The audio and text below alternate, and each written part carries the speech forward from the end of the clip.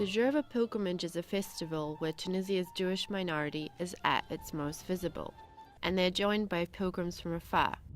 For many, like Claude MIMOUN, who grew up in Tunisia but now lives in France, as well as being a religious ceremony, it's also about reconnecting with his Tunisian heritage. You can see there are many more people from all over the world. They come from Israel, they come from Europe, and it's great. The pilgrimage has a 200-year history, but it's only in contemporary times that it has become such a source of nostalgia, a symbol of Tunisian Jewish heritage. It went from being a traditional and ancient event to become much more visible and open to everyone. In the neighborhood of Hara Kabira, the traditional Jewish community is still very much a part of local Tunisian culture. Yet most people from this neighborhood left after independence.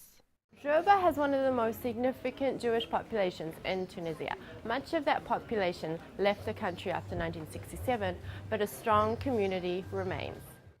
Tourism Minister AMEL KARBOUL made a star appearance at the closing ceremony on Sunday. Earlier in the month, KARBOUL was summoned by the National Constituent Assembly for questioning over her decision to allow Israeli tourists to visit Tunisia.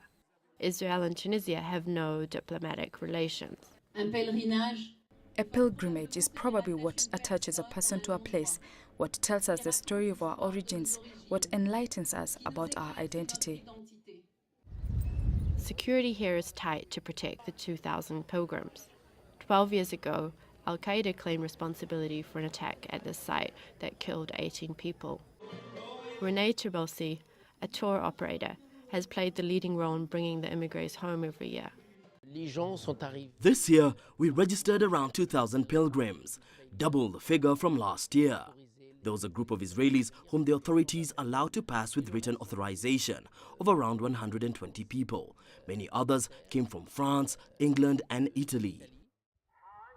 The controversy over Djerba is part of a wider debate about how Tunisians see themselves and their relationship with the wider world after the 2011 uprising. Yasmine, CCTV, Djerba.